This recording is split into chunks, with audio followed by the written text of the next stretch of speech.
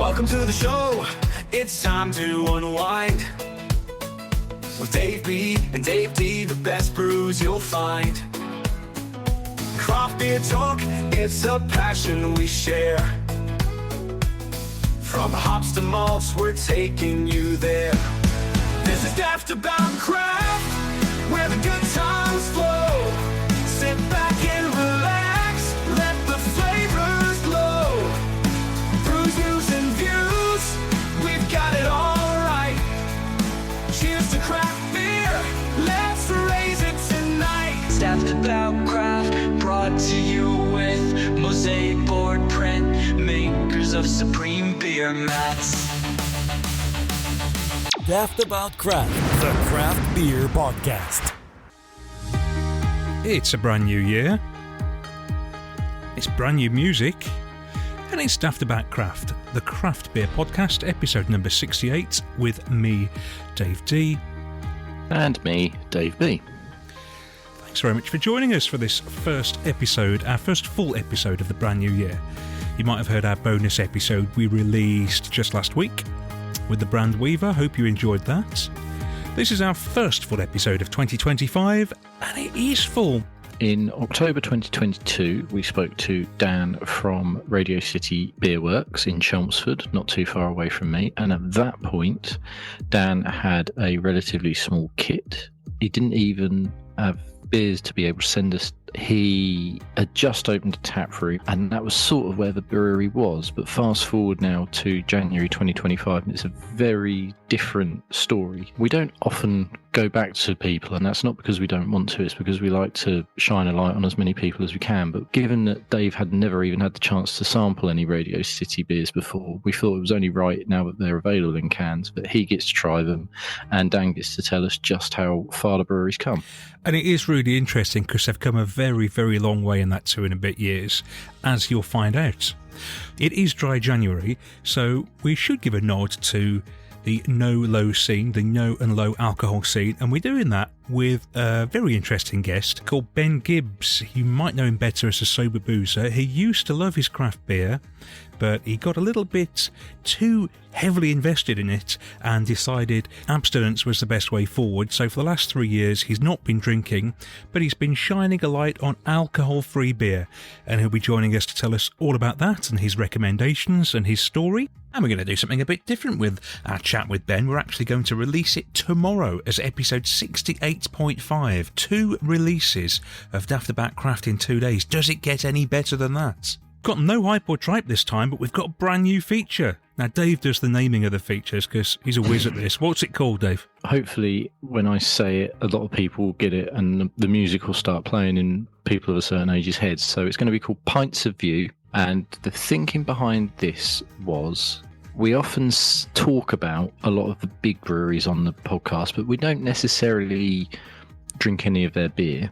But what we did think it would be worthwhile is to sort of almost reacquaint ourselves with these breweries, because we wouldn't necessarily talk about them in the most favourable terms anymore. It's not a slating, but we're not sort of running to get the latest beers from these guys.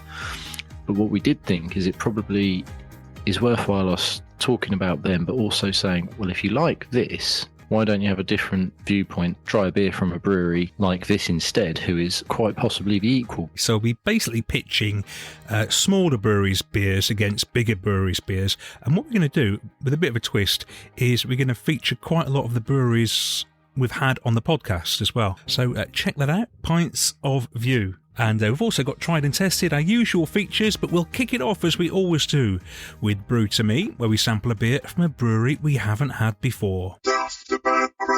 So the big question as always, Dave, where are you going this time? I am starting the year in Cheshire. This is a funny one, actually, because usually when we do Brew to Me's, we sort of operate quite independently from each other, don't we? And you'll get one or vice versa, and I'll be like, oh, where have you found that? This is actually one who was on your radar as well. Yeah. And I just sort of happened to independently go to him and messaged him, and he came back straight away. Then it transpired that he was on your list as well, but I got in there first. And I'm talking about Andy, who is better known as Four Priests Brewery. I'd say the big thing for me with him so far is he is very heavily German influenced, even though beers might not necessarily, I've not got, for example, I'm not drinking a wheat beer or a dunkel or something like that, but there's a lot of German influence in what he does. I met him at a craft beer festival last year and got chatting to him. He's going to come on for a full chat at some point, but this is a great introduction to the brewery, getting him on brew to me here. So what beer have you got? A very foamy one by the looks of it. That's a pour reminiscent of myself. The ring pull did not engage properly. Oh, it's just left a little opening at the top. Yeah, so I've had to squeeze the can in to the beer. Always fun.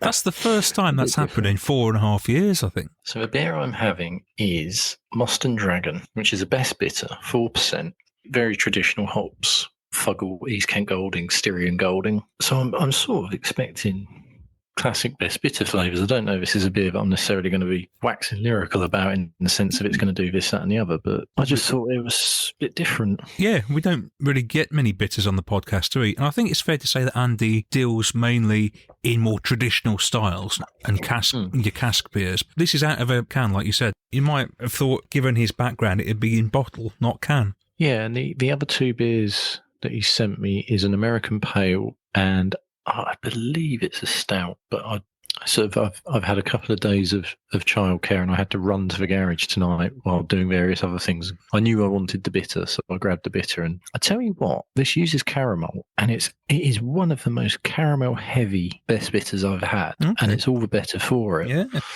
When I met him, I tried his beer for the first time. I remember being impressed again. That is super smooth, really nicely caramelly and biscuity, but not that. I think I've talked to you about this before. When you get that biscuit bit on the end of a beer, I don't necessarily always care for it. It upsets you, that does, doesn't it?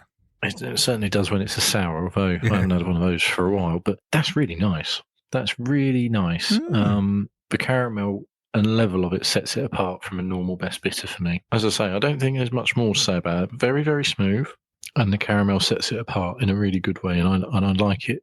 It's going to make it very, very easy to drink. Put it that way, it's going to go down very quick. Nice. Well, let's hear from Andy, and he can tell us a bit more about what he does there in Cheshire. Hi everybody, I'm Andy Thomason from Four Priests Brewery in Middlewich in Cheshire. We're a small family-owned traditional craft brewery, I would say, focused principally on 4 or 5 cask ales that we produce on a regular basis. So not a lot of constantly changing range. We really focus on what our local community is asking us for, which are 3.8 to 4.2% cask ales. 3 of the 4 core beers that we produce are sessionable. So we have a 4.2% hoppy pale called Murgy Straight, 4% best bitter called Moston Dragon, and a 4.2% oatmeal stout called Cross Stout. And there's one outlier, which is an American Pale at 5.8. The American Pale we'd originally planned to put into keg, obviously, cold and fizzy, West Coast style, and we'd served it and delivered it in that format for quite some time. And then one of the pubs that we work with on a regular basis said, we think this would work in cask. And I was a little bit put off by the idea of putting an American Pale in cask, but we did. And it's a completely different beer now. It just works so well. So we produce that in both formats now, shipping to trade in 9-gallon firkins and 30-litre kegs.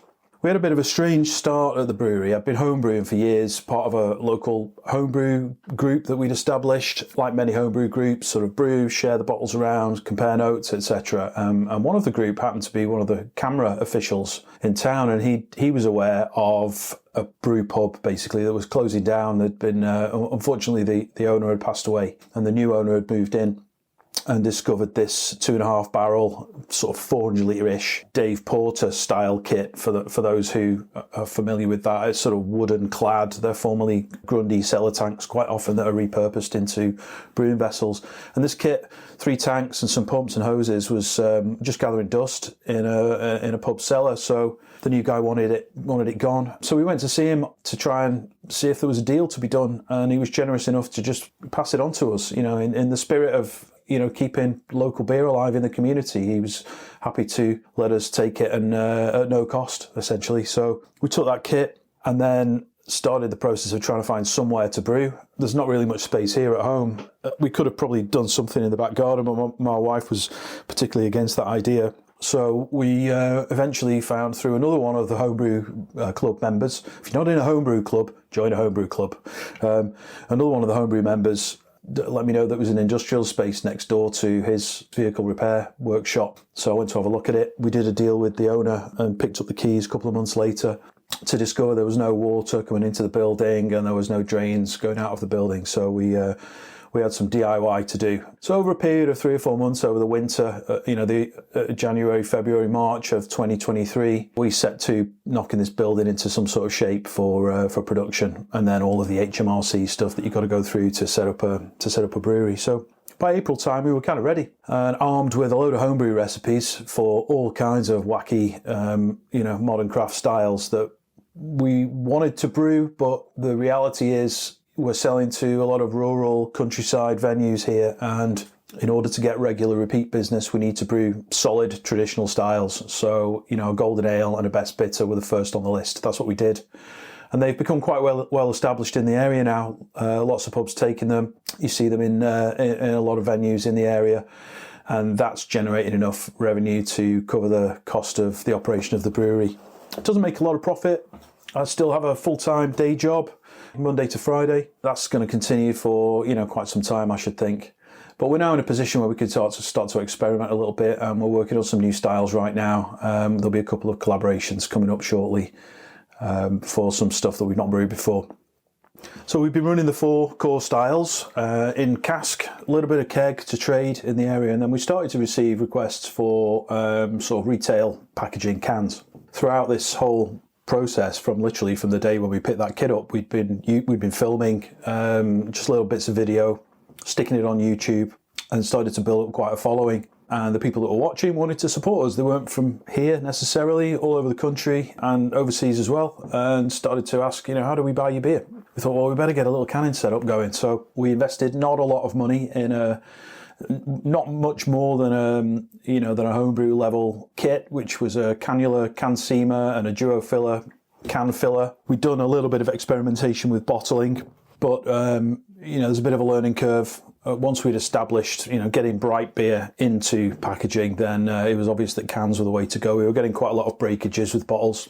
They look nice on a shop shelf or in a pub, cooler, but, shipping them around the country, cans are the way to go for sure.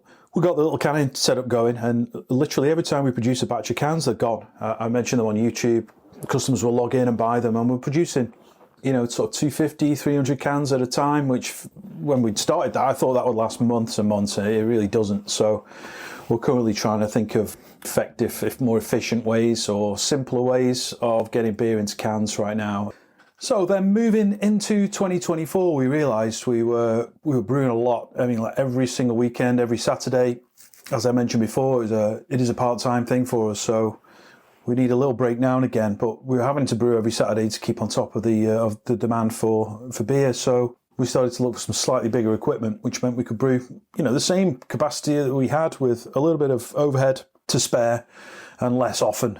And we managed to get our hands on some 10 hectolitre kit. So the current kit list that we have is a 1,000 litre hot liquor tank, a 700 litre mash tun, 1,000 litre boil kettle / copper, 3 1,000 litre open top fermenters, which are great for cask ales, and then 1 850 litre bright tank, which is the latest addition to the fleet. So that gives us the ability to produce actually about 3 times more beer than we're producing at the moment if we wanted to brew as often as we used to. But what that means now is we can fill a lot more casks in a lot less time.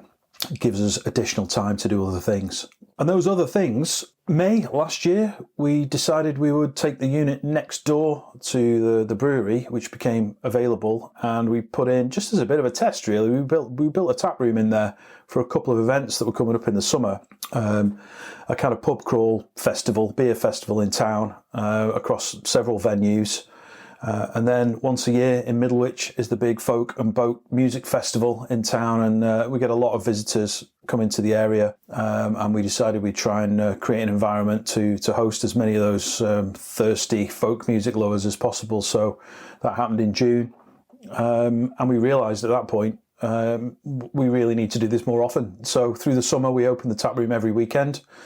As the days came shorter and the nights got a little bit colder, we wound that back to once or twice a month through the winter. We're still in that mode at the moment, and we'll be opening again just for odd days in the in the early part of the year. So we've got one weekend in January. It's the last weekend of the month, just rolling into February. End of February, we're open. And then into March, we'll start opening 2 weekends a month. And then every month throughout the summer again. So it gives customers the opportunity. Locally, certainly, we've become a really cool sort of social space. So we've added some value to the local community. We've got somewhere very different to come and have a drink. We've not focused on food or music, or it's about the beer and a nice place to come and sit, chat with your friends, drink a few beers. We close quite early, 8 p.m. usually, and that allows people to sort of start their evening with us and then move off into town to get food or go to one of the music venues to spend the rest of their evening. So we kind of work in harmony with the local pubs who continue to buy our beer as well. So yeah, most Saturday afternoons, Sunday afternoons, it gets pretty busy. We've started to attract people travelling a little bit further afield, perhaps YouTube subscribers who've found themselves in the area will pop in to come and have a look. And the canal network, which runs through Middlewich, hence the boat part of the Folk and Boat Festival, the canal network that runs through in the summer, lots of people on holiday wanting to try out the local beer, and that's us. So we do get a lot of people who moor the boats up and wander over. We're only 20 metres, 30 metres or so from the canal, so they can moor up their boats, come over, have a few pints, and head off on their merry way around the Cheshire Ring. Moston Dragon, named after a local legend. Look it up, poem by Egerton Lee, The Dragon of Moston. That'll tell you the story. But we were invited to produce a best bitter by a couple of food-based pubs, Sunday lunch type pubs that have a regular custom of people visiting for roast beef, Yorkshire pudding, and a pint of best bitter, please, landlord. We needed something to fill that gap, so this is what we came up with, and it needed to be bright, polished. No hazy best bitters around here. We came up with this recipe over a couple of iterations actually, but we nailed the final recipe pretty quickly. I think the third brew we did as a on test, and then we realised we were good to go and committed to the full volume.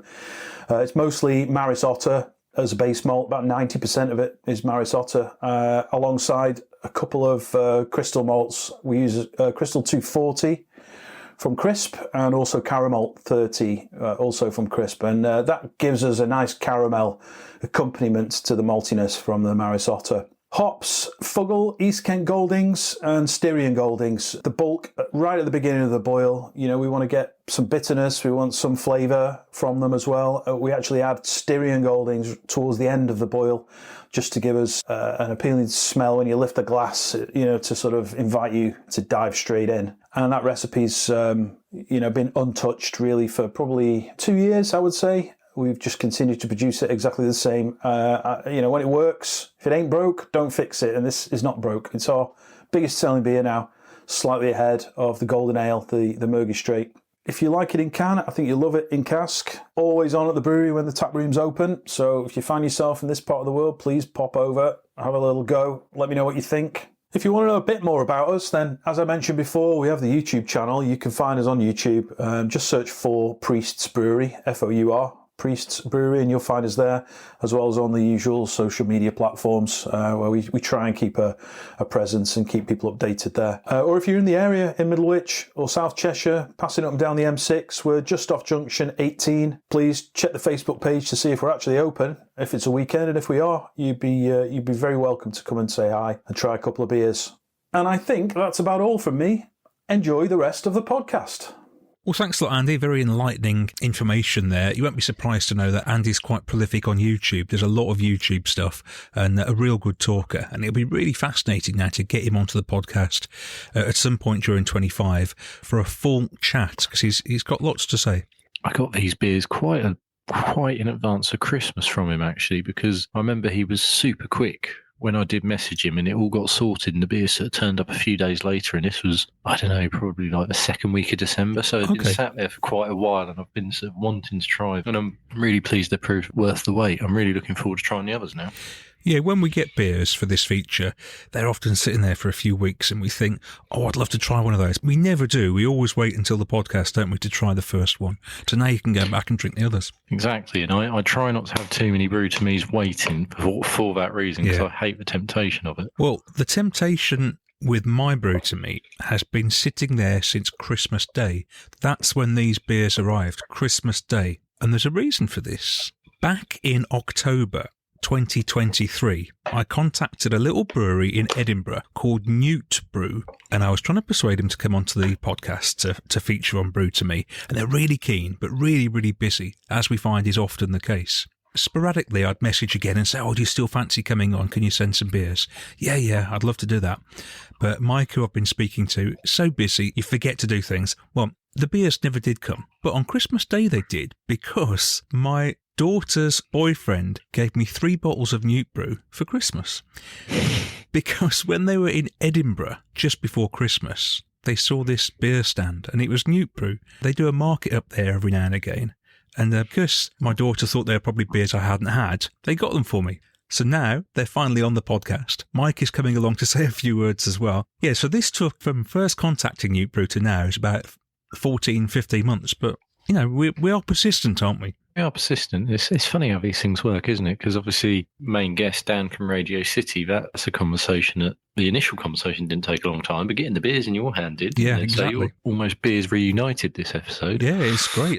Now, I've got 3 beers here. They're all organic beers. I've got an organic sunshine pale, an organic pale, and a dark heavy. I am having the organic sunshine pale, mainly because I'm drawn in by the hops, Racao, Mandarina Bavaria, and Amarillo. These are hops that I know. So let's get this bottle open. They're in bottles, these are not cans. And all the artwork fits into a theme, similar designed. And this is 5%. Nice bit of carbonation to it. More traditional in its origins, I would say. So that says to me you're probably getting more of the Amarillo and the Mandarina than you are any Racao. Newt Brew, you can't get hold of their beer in many places, but they supply a lot of pubs in and around Edinburgh with cask, and I'm just thinking, I can see that exactly. This would work really well on cask. Do you get any Racao at all? Or? Not particularly. It's not screaming at me, New Zealand hops. It's not really screaming that at me. Having said that, it does drink very, very easily. I reckon on a handful, that'd be pretty cool, actually. Let's listen to what Mike's got to say. Hi folks, it's Mike from Newt Brew here. We're based in Musselburgh, just outside Edinburgh.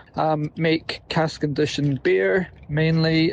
We're certified organic, and we do occasional bottles just for mainly markets and stuff. Our main kit is 10 hectolitre brew length. It's 1,000 litres at a time we can do. We also have a sort of smaller 200 litre one for small batches for special events and weird brews.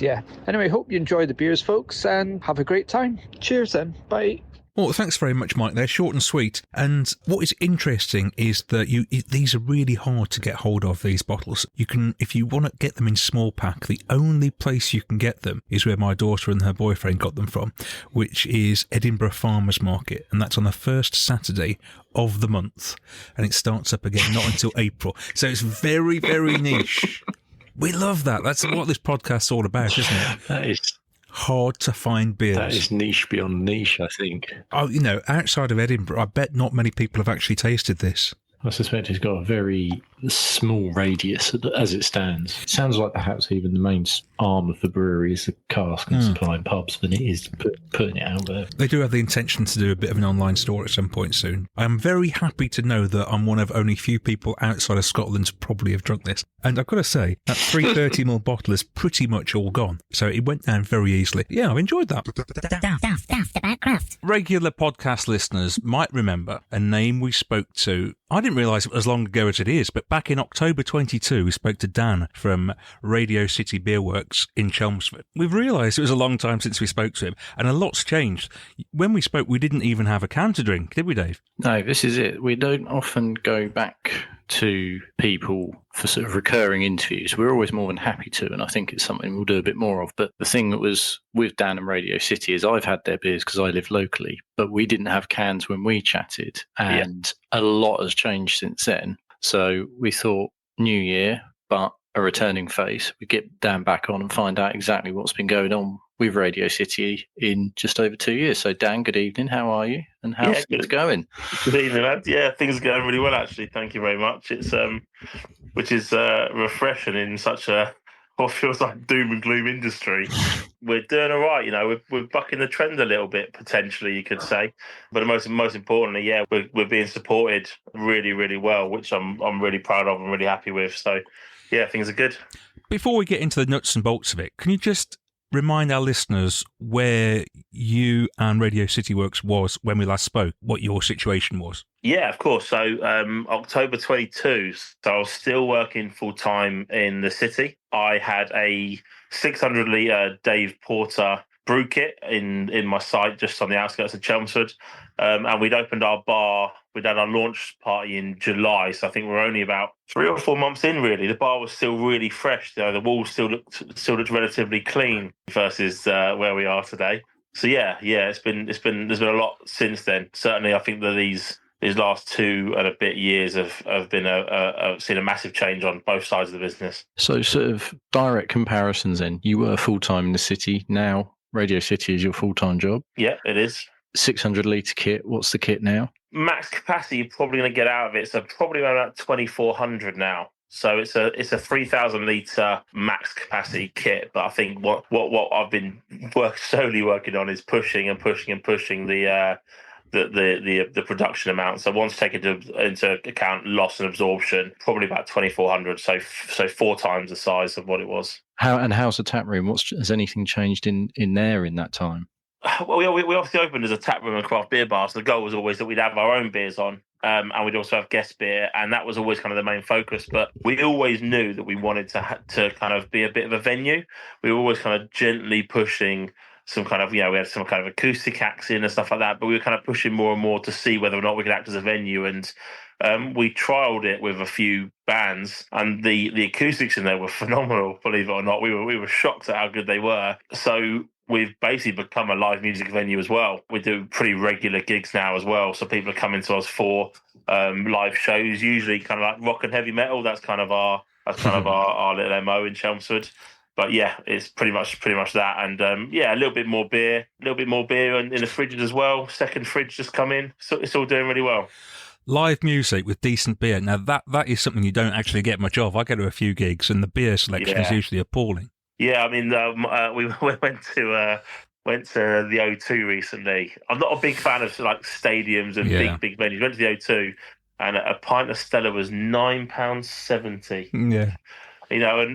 Look, Stella's a beer that's incredibly popular among an awful lot of people, but when you think it's £9.70 it's steep, isn't it? Like, I'm someone who'll pay a lot of money for beer. Yeah. I'll pay Not a lot of money beer, for a pint without complaining. But Christ, I don't like it. I don't like it when you get ripped off because they've got you by captive the balls. Audience, such, captive audience. Yeah, probably a nice way of putting it. It just makes me not. I don't want their beer anyway, but when it's that cost, it just makes me. No, I'm definitely not having it now. Yeah, I tend to just refuse. I tend to have a few beers before we go in instead, and then watch the gig and go home. Here's another comparison question for you. So you used to work in the city. Presumably you took home a decent wage. How are you finding life without that wage now and having to rely on the brewery? It's really interesting because I spent a lot of time looking at numbers, trying to figure out, what would I need to earn, how would I need to earn that, etc. And it worried me a lot, to be fair. I was pretty nervous about it. I was kind of thinking, how can I possibly survive without this income that I've had for the last 12 years? But I saved up a lot of money to make sure that I had something in the bank to keep me going. And although I've pretty much spent that now, but it's actually been a lot simpler than I thought. I've cut down my spending, a couple less deliveries a month, and I've been really cautious about where my money's going. But I do a shift a week in the bar. The brewery obviously has now stepped up quite a bit, so it's earning more money. So I am able to pay myself. I'm not paying myself obviously anything like I was earning before, but you don't do this to earn money. You do this because you love it and it's a passion. If I wanted to earn money, I'd have stayed in the city, and that's absolutely not what my intention was. I'm never shocked to see your beers down in Ipswich, which I know isn't that far away, but I'm never shocked to see them there. But it feels like now you're getting into more and more of East Anglia, and then probably a little bit beyond that as well. Would that be fair? We sold a lot into London, actually. So one of the biggest changes that's occurred at the end of last year was in September, I took on my first employee, believe it or not. So I took on a chap called Josh. He is a sales rep. I was kind of looking at all this beer I was making on my shiny new kit and thinking, how am I going to sell all this on my own whilst also brewing it, also doing, the social media, the marketing, the home deliveries and stuff, because I launched the web shop too. So I was like, I need someone out there just kind of pushing it for me. I think the most important thing for me now is just having someone on, on the road, going out and speaking to people and saying, look, this is who we are, just raise that brand awareness. So, he stepped in mid-September, and that's helping me a lot. It's helping me kind of push the beer out there more. And because he's based in London, he's got a lot of contacts in London. We're pushing a lot of beer into London. So we've had beer in places like The Rake, which is a pub I've always loved and admired. We've had beer in recently the Craft Beer Co. as well. So we've started, believe it or not, actually, yesterday we had our first ever pallet order of 18 kegs, which I was shocked Oh, by. wow. Probably one of the biggest orders we ever had outside of kind of festivals and stuff that we've done. That was brilliant, going to their warehouse, and that's going into all of the Craft Beer Co. bars. So that's really cool. But yeah, Josh has kind of pushed it all over London, and I've pushed it more East Anglia. That's I've kind of said to him, look, you look after London and the kind of rest of the country where you can, from afar on email and calls, and then I'll carry on doing what I do with the kind of East Anglian stuff. So we've got a couple more permanent taps coming up soon. Got another beer coming out which will give us another few permanent taps as well. So I'm kind of focusing on those parts locally, and pushing in the east and letting him kind of do the more national stuff for me. Nice. What's that like then, having somebody working for you and they're relying on income from your business to support themselves? What's that like? Is that a stress? Is that something you'd never really thought about? You know what? So it was a stress for me before opening the bar. Obviously, before I took on the likes of Ryan and Maddie, I was thinking to myself, Christ, you're absolutely right. These people's livelihoods are reliant on what we're doing here. I think it was easy with the bar because with the bar, there was permanent opening hours. So you say to people, right, these are the hours you work in. There was constant work there to be done.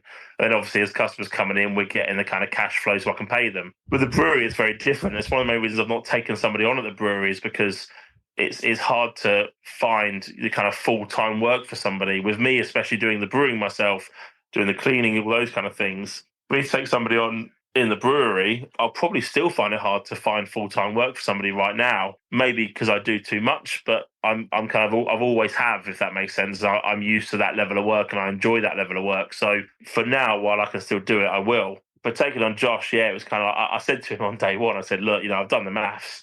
I need you to sell this much beer every month for me to afford your wages. So I'm not expecting it in month 1, month 2, month 3, but by month 4, 5, 6, I'm kind of hoping that you're pushing near it. That's a great way to look at it, actually, isn't it? Yeah. Yeah. It's quite open as well, isn't it? Because everyone knows where they stand. Like Josh is like, right, okay, this is what I need to do to get money in my pocket, and you've told him this is what you do to get money in your pocket. There's no sort of like that's it, and I think for me, it's always about transparency. It's always about being open. Josh knows I've worked my arse off to build this kind of business, and he's very conscious of that, and he doesn't want it to then flop as a result of him being and he is the most expensive part of the business, so by far. So he knows he needs to get out there and earn his money, and he's working bloody hard, which is great to see. He's really passionate. He actually got offered jobs at other breweries at the same time, and he chose to work for Radio City. So I was, a couple of names of much larger established breweries in London. So I was really chuffed to bits. He obviously has faith in what we're doing and stuff as well. And it's because he'd had the beers as well, and he said, "I really like the beers." He said, "I'll be blunt with you. I enjoy the beer I've had from you, so I want to be the one selling." Which is great. What you want as well. You want someone who believes in the product, selling it, because that should come through. Yeah, you don't want somebody just they're just going out there telling you it's great because they've been told to tell you it's great. You want someone going out there who's passionate. You sort of mentioned the beer there. It feels nice to segue into that. You have actually, I think, correct me if I'm wrong, since you now have a core range, so it's always some cool beers that will be on at the bar, and I assume in cans as well now. Yeah, so I've launched the first of the core range. The plan of the core range currently is only 3 beers. Mm-hmm. I've launched the first one called Wireless, which is a pale ale, and the idea behind that, so it's slightly different to other beers. It's got they're printed cans. They've got a unique design to them, which was designed by a creative director that we know locally in Chelmsford. And the kind of mentality behind those beers were just something that's kind of like a little bit more accessible, really, and a little bit of a better price point for expanding our reach. So we've kind of targeted theatres, restaurants, music venues and stuff like that, rather than the kind of craft beer bars and pubs, which we're targeting with our kind of other range of beers. This is just trying to push us into a bit of a different market, just to diversify our audience, and anywhere that we can sell some beer, we'd love to. So we've got a permanent line in Chelmsford Theatre now, which had a massive multi-million-pound refurb recently. So we were the local partner they chose for beer. It's also in a few local restaurants as well, in either keg or can. So that's the first of three that I've got planned. And yeah, I think it's just another string to our bow, really. So we're going to have the more craft beer focused, for the craft beer nerds as such, the kind of beers they love and want to taste, and they want to know the hops and that. And then we're just going to have another range of quality beers that we can just push out into a different market. I think that's really clever. That's the way to do it. I often have conversations with people saying that just the craft beer market itself cannot sustain a brewery. You can't just rely on those craft beer people like us coming to your place to drink beers.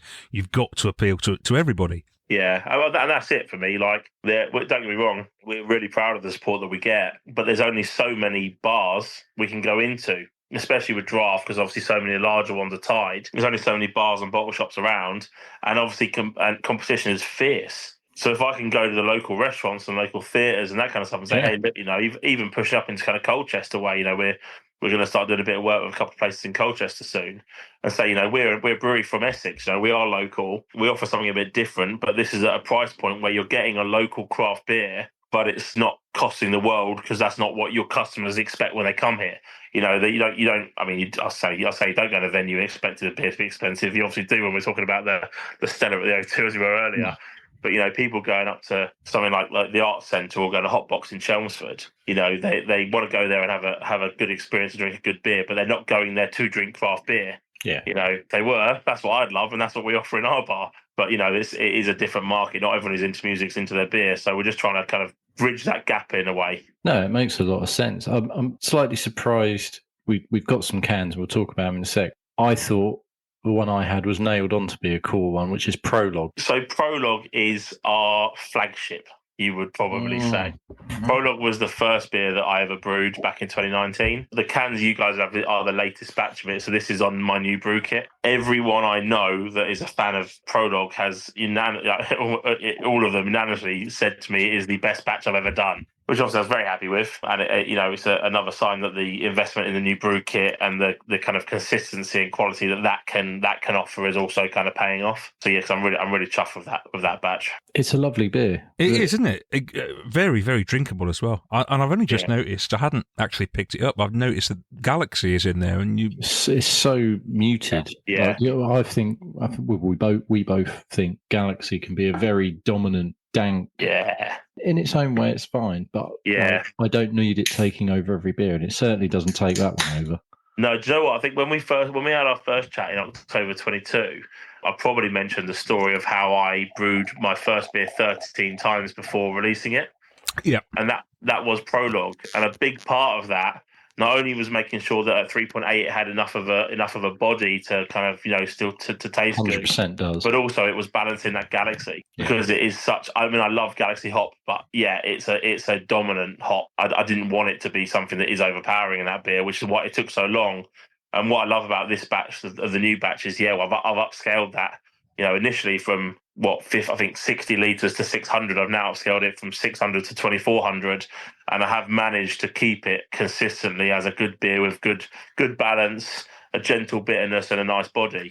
Really good body. I'm really chuffed with that body one. for 3.8%.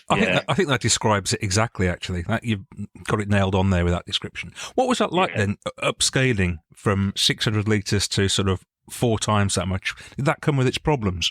It's actually been really nice. It's been really pleasant, because my old kit, it was so bloody manual. I think I said to you before, I'd have the sack of malt on my shoulder, and I'd have the big mixing paddle in my other arm, and I'd be stirring away, and it was exhausting. Now I've got a grist hydrator and an auger. So, when Ryan's down there with me, we're just chucking the sacks of malt in, and it's chucking it in and mixing it for us. I'm just having a bit of a stir, and the whole process. All the plumbing is stainless steel, piped in, permanent plumbing. So, we're moving stuff. We're moving the beer around easier. We're getting the malt in easier. We're digging it out from the side rather than digging it from above. The whole process is such a nicer brewing experience, whilst brewing 4 times the quantity, in the same, still an 8-hour brew day, and I'm getting 4 times the beer. The challenge was just, making sure that we're keeping the beers as consistent as possible. So making sure that we're getting the right levels of everything up when we're upscaling the recipe, keeping the IBUs the same, the ABV the same, making sure that we're not over contributing certain malt. And everyone I've done so far with that kind of basis of knowledge has come out really well. And is there more consistency in the beer now? 100%, yeah. The whole process with this new brew kit is just so much more efficient in terms of getting the malt in, and the actual grist hydrator wetting the malt gives me a better efficiency anyway. So I'm using less malt now, only slightly, but using less malt for the brew themselves. The sparge is a better experience. We're sparging much more evenly, whereas before it was a bit sketchy. You tend to flood the mash tun a bit. Now we can properly sparge, so we're getting more consistency with the sugars. The elements are huge. So the boil's a bit more rigorous, and we're getting a lot more of a balanced boil as well. And obviously we can properly whirlpool now, whereas I used to put it in and just stand and swirl it with my arms. I've now got a whirlpool arm and a pump that does it for me. So we're utilising more hop. We're getting more oil out of the hops. We're utilising the hops better. Yeah. It's fully pelletized now rather than leaf. So there's more consistency with the pellet hops as well. And obviously we're fermenting larger batches. So we have a larger batch of beer and we've got more to sell, roughly 60 to 80 kegs at a time. So, having just finished Prologue, which we were all very complimentary about, I've moved on to Inhale the Chaos. Okay. What an interesting Pilsner. I've never had a floral nose off a Pilsner like that. Yeah, so New Zealand Pils, yeah. I'm a big lager fan, and I'm a massive fan of New Zealand hops. And when the guys approached me about doing a beer, I was like, do you know what? Like, I have a lager planned as part of my core range. I don't want to brew you a lager. But we could, because they wanted us to brew an American light lager, the band, actually. They said that's what we kind of grew up drinking, Bud Light and whatever. Miller's, yeah. And I was like, well, I can't really brew you an American light lager because I'm brewing such a large quantity of it. I said, if I could do something a bit more crafty, if you let me have a bit more creative freedom with it, then we could do it. And, they were more than happy to kind of let me lead on it and came up with this recipe for New Zealand Pilsner. And most people who tell me they don't like a lager have enjoyed it. One chap even said to me, I don't like lager and I don't like New Zealand hops, but that is a really good beer. That's the ultimate compliment, that is, isn't it? I don't know how it makes any sense, but he's that beer absolutely flew when we launched that. That has been absolutely flying. I think we put three kegs on in the tap room on the first weekend and they all went. Wow. I think you could put it in front of quite a few people, put a blindfold on them, and I don't know that how many would pick it that's actually a lager. Well, do you know what? I think because of the New Zealand hops, it does have almost a bit of a pale ale-y kind of taste to it, which probably makes it more accessible for those non-lager fans. Got the lager backbone, hasn't it? Just on the end, but it's so sort of in tune with the hops that come before it. That's why I think you can sort of. It almost feels very hybrid. Yeah, I can see what you mean. But yeah. With our water here being as hard as it is, I was really nervous about doing a lager, but I did my research, did my water treatment. I scrubbed every possible inch of the inside of the brew kit with a toothbrush, basically, to make sure there was not a single spot that was going to catch me off guard, because you cannot hide with a lager. To get it to drink clean, it has to be as clean as possible. If there's any sign of a brewery being dirty, you'll find it in a bloody lager. Did my usual cleaning regime, and then I chucked myself in the kettle with a couple of scrubbers and was making sure to get every little nook and cranny I bloody could. And I'm glad I did, because I'm really, really, really proud of that beer. I'm a big fan of it myself, so it's kind of my go-to at the moment, other than Prologue. I think getting inside and cleaning it within an inch of your life, that is the sort of stuff we love. That I don't think people realise the lengths that brewers go to in their breweries to make sure that end product is as good as it possibly can be. That's great insight. I love that. Sure, it's really funny because my kettle is like, the entrance to my kettle is just like a manhole on the side, and I can fall in. I can kind of lean forward and lean in, and then pull myself in. But getting out, because obviously it's raised off the floor, it's a bit of a different challenge. I can't really reach. So I've got an old desk chair with the back off that's on wheels. And as I'm going in, I pull it up and I have it outside. So when I'm coming out, I can almost lay my chest on it and walk myself out of my hands. And I remember Ryan come down the brewery once, and I was in there. He had no idea I was in there. And it scared the life out of him hearing me shouting out the kettle. And then I tried to get out of it, and he was standing there. And I was wearing little black shorts, like material shorts, like I live in, basically. and I was crawling out of it, and I got caught on part of the door, and they pulled down around my ankles. I was wheeling myself out. So there's me hanging out of the kettle with my shorts around my ankles, my chest on this chair, and he's laughing. Obviously, starts taking photos of me, which of course went to the whole bar team. And you just think, oh bloody hell, like, this is a proper glamorous life, this brewing stuff, isn't it? I was going to say this sounds like social media gold. This does, but maybe. Honestly. It really was not a good photo, but yeah, as always, my staff got a good laugh out of it, so I'm always happy with that if they have a laugh. To be fair, I'll tell you what is interesting, that Dave has gone straight in and opened a second can. It's quite rare that on these interviews he opens a second can. I was very confident, having had enough of Dan's beer, that I'd want a second beer. I toyed with going for the Dipper, which is the other beer we've got, and I just couldn't quite bring myself to do it. So I thought what I'll do is, rather than I'll go for the other two and I'll save the Dipper. But I've opened the Dipper. Have you? Oh, well, that's good. We can hear about that as well. I just as you were talking then, I just cracked the can. It's Cryopop and Talus. And the smell just leaps out of the can at you. Yeah, it does. Do you know what? When I got those cans done, and I took a can home, I was in my kitchen, and I'm always chasing the next thing of my beers. I'm always chasing, what can I improve? What can I do a bit better? And I've had a lot of beers with great aroma, but obviously I hadn't canned for a long time at this point, and I wasn't used to kind of having my own beers in cans and stuff. And I pour one out of the tap, and I can smell it's great, but I've never had one where like it hits me like that. And as soon as I cracked that can, I hadn't even finished opening it, just that initial tss, and the aroma just hit me. Yeah.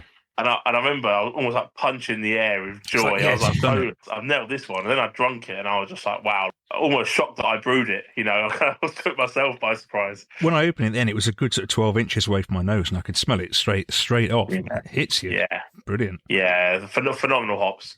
The Cryopop in particular is phenomenal. I mean, the Talus obviously is a little bit divisive for some people. But for me, it was a hop that went really well with Cryopop in terms of balancing it and adding a really lovely kind of flavour behind all of that kind of fruitiness. And yeah, it's again another beer I say I'm really proud of. It's the first beer on our new kit. This was the first beer on the new kit? First beer on the new kit, yeah. Just went straight in and brewed it. Brewed a Dipper to start with. Obviously. And 2112, it's the name of one of my favourite albums by Canadian rock band Rush. And our brew kit arrived on the 21st of December, which is 2112 International Rush Day. So I was like, well, I wanted to do a beer themed around this record for a while. Screw it, let's call this beer 2112. And then I was like, well, if I'm going to do it, I might as well do it right. And I just went straight in for a double IPA, straight in for the Cryopop, and Did you send any to Rush? No, no, I'm not sure. I'm not sure they'd be that interested. I know they like their Canadian golden ales, from what I understand from their brewing of Henderson in Canada. But I was chuffed. You got to think, for me, I've just spent all this money on this new kit, a whole new experience. Obviously, it's a big investment for me to get that kit, and for the first beer I do on it to come out as well as that has, I've been really, really proud of that one. And everyone has had it, has loved it, which I've been really, really happy with. So. The nose is fantastic. The colour is vivid. Almost, it's deeper than yellow. It's almost orange. Yeah. And the taste as well. You've nailed that. You really have. Yeah, I really appreciate that. It's sweet, but not overly sweet like some of those dippers and tippers can be. It's really well tuned. Thank you. Yeah, I still get that imposter syndrome. Like sometimes, like. We've got a big event coming up in February, and I feel a bit. Part of me is almost going like, "Why are we there as such a small brewery?" And people tell me about the beers being great, and I kind of think I'm a self-taught home brewer off YouTube and books, and I'm kind of at this stage now, and it's I'll pinch myself sometimes, just kind of realise where we are and what the potential is now for the business too. Yeah, I think so. I mean, I think as well. Like, correct me if I'm wrong, but I sort of think of yourselves, and I know when you do dippers, it punches like a dipper as well. Like you don't hide the ABV on them, and I like that. It's never too sweet that you can't think, oh, I'm probably drinking something that's 8%. Yeah, I mean that is it's very drinkable. I could easily get through that pretty quickly, if I'm honest with you. I like Talus as well, so it's a good combination. Yeah, I love Talus. Same, yeah. What's coming up then? What's in the brew kit at the moment? What can people be looking forward to for you? Right now, we've got a new IPA in tank. The beer's called Distant Early Warning. It is also a Rush song, I'm going to admit. I've had a bit of artwork for a long, long time based around the Chain Home Radio Tower in Great Barrow in Chelmsford. It's a protected landmark. The Chain Home Radio Towers were the what the RAF used to warn of Luftwaffe attacks. Mm-hmm. So it was literally like an early warning system, and it's in Great Barrow. My first flat that I bought myself was in Great Barrow, so I could kind of see it where I lived. And I got my artist out in the States drew me a picture of it a long time ago with a Spitfire, and I loved it. And I've been sitting on it for a long, long time. It was meant to be a different beer, which never really ended up coming to. So it's just been sitting there.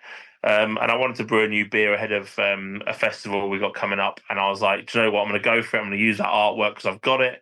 That's currently being colorized for me now. Just another new IPA, something with a few different types of hops as well. Some couple we've not used before as well. And the name, just an early warning. It was an early warning system, so the name kind of rung a bell. It kind of rung true for me, especially keeping to our theme of kind of music, song titles, etc. So that's going to be ready hopefully end of Jan, and we're about to brew Alone at Sea again, our stout, but for the first time we're actually going to do half of the batch into cask. So be our first ever cask, something I'm terrified of because I've never done it. I'm currently researching how to do it because the last thing I want to do is send some off and have them exploding in people's cellars. But yeah, so that's going to be the other kind of new thing coming out from us. And in February, we've actually been invited to the Great British Beer Festival Winter Edition in Rotherham. So they've invited 5 breweries, they've told me. Brew York, Thornbridge, Chantry, and I think it was Abbeydale, and us. Esteemed company then. Wow. Yeah. Yeah, which for me was a bit like, really? Are you sure you're not ringing Vault City? Like, you're not after Vault City, not Radio City. But yeah, they've invited us, which, if I'm honest, I'm absolutely terrified. I'm absolutely terrified about it because, it feels like there's 8,000 people going over the 5 days. It's our first big national event. We've done like some local music festivals, and we've done some, other kind of bits. Like we did Clabbergeddon, of course, with Elusive in 22. Probably actually just before we spoke. Actually, I think we just brewed the beer and it was in Tankville when we spoke last. But this is the first time we're kind of representing ourselves on the national stage at a large event, and they've also asked us to do the Discovery Bar. So that's why we're doing the cask thing. So we're doing a keg v cask comparison of the stout. So yeah, it's a bit nervy, and again that's where the imposter syndrome starts to come in, because I kind of think, should we be there? It is still me on my own with my sales rep now, So Dave's had your beers lots because like he said, he lives fairly locally. This is the first time I've had your beers, but they're very, very good. Really good. They stand up against anybody else's. It's always hard because I think, as you should always be, I guess as an artist, you are your biggest critic. Yeah. I get told all the time, you got to be more positive, and I want to do my absolute best when making these beers, and of course I'll criticize them because I always want to try to make them as best they can be and improve them if they need it. But I'm really proud of the fact we got this invite. I've had a few other breweries message me and say like, who or what did you have to do to get on the list? Obviously dead proud of it, but I know when we're there it'll be bloody fine. I know we'll have fun. Beer's subjective, so there'll be some people that love it, some people that hate it, and some in between. But, I think for us, I'm just looking at it as a really good opportunity to get that brand awareness out there a bit more. Our local camera festival won't even acknowledge our existence. So the fact that they're acknowledging us on a national level is crazy. That in itself really actually quite interesting, because so if you go to Rotherham and you do this, can you then say to the local camera, look, take an interest, because on a national level people are interested. What is your problem? Yeah, I am gonna do it. When we got the invite, I was chatting to a couple of people that are camera members and know us. They come to the bar, and I said, I think it's a real shame actually, because you could have had your local branch championing a local brewery, and then seeing them progress to this kind of national stage, and being like, hey, from day one we were there, we were behind, and let them have a bar every year. And instead, our first ever experience of working with camera, outside of when I used to volunteer for camera, early days of the brewery, our first ever experience of working at a camera event is going to be the Great British Beer Festival Winter, which is mad. That's a bit like sticking 2 fingers up to the local camera, though, isn't it? In a way, that's awesome. It is. I think it's such a shame, And I a guy recently I spoke to, and he said, my family live locally in Essex, and they've never heard of you. I was like, well, of course they haven't, because obviously we've got our little bar. We have a very, very small outreach in Essex, other than the few bars we do work with. A lot of it goes through our own bar. And then when we want an opportunity to work with anything local, all the local festivals that are put on are all very chainy. They all buy in the mainstream stuff. The local camera festival buys a lot of kind of only cask ales and a lot of stuff you see in the local pubs anyway. There's nothing really ever too exciting there. So we haven't really had that opportunity outside of the bits we've been doing ourselves. So this event for us us in Rotherham in February is massive. It's a really exciting opportunity for us to kind of meet some new people, get people just learning our name. That's all it takes, is just learn that we exist. And for anybody interested, when is that in February? It's from the 12th to the 16th, I think. 12th to 16th, yeah, in Rotherham at the Magnus Space Centre. Valentine's Day in Rotherham. Let us know if you are, yeah. That'd be awesome. I've basically rented a massive Airbnb for me and Ryan, Josh, my sales rep, and then one of my mates who said, if you pay for the Airbnb and give me a staff pass so I can drink, I'll come and help out. He's a good friend of mine, so I was like, yeah, go on in. That sounds good. Always use the extra pair of hands, and he's a good lad, so why not? You've done local festivals as well. What's that like, and how many have you done? Local beer festivals. We did a really good one up in Bury St Edmunds, which I was really happy with. And then, just your kind of local craft beer festivals and stuff, which are good fun. They're good for getting the name out there. They're never really designed to be beneficial to the brewery other than marketing, I think. A lot of them, they'll buy the kegs off you, and then you'll be expected to take them there and work your own bar for the 2 days, and any profit goes to the people who organise the festivals. So, once you've paid yourself or your staff for 2 days and you've paid the cost of the beer and everything, you're kind of walking away breaking even if you're lucky. It's a tough gig, isn't it, the beer festival scene? Yeah.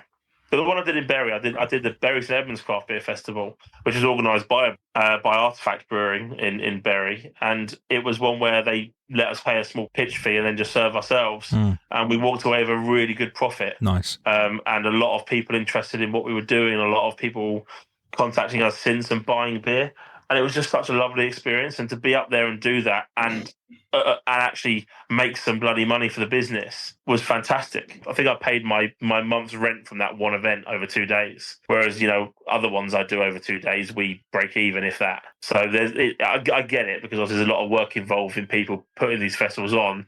They want to make money, but I do think there's a more fair way of them doing it. But this model seems to have been working for years, and no one seems to really have put up enough of a fight to say this isn't suitable for us. So we'll see. We are going to do our own festival this year, part of the bar and brewery plan. So we'll do our own little thing, and we'll do it in a way that is good for the people that attend. Well, you come at it from a different angle. You can see how you want a festival to be run from the brewery's perspective. And that's why the Artifact Brewing one was so good, because they're a brewery themselves. Yeah. To sort of put a little bit of a bow on things, where do you think you would like to be by the end of, say, 2026?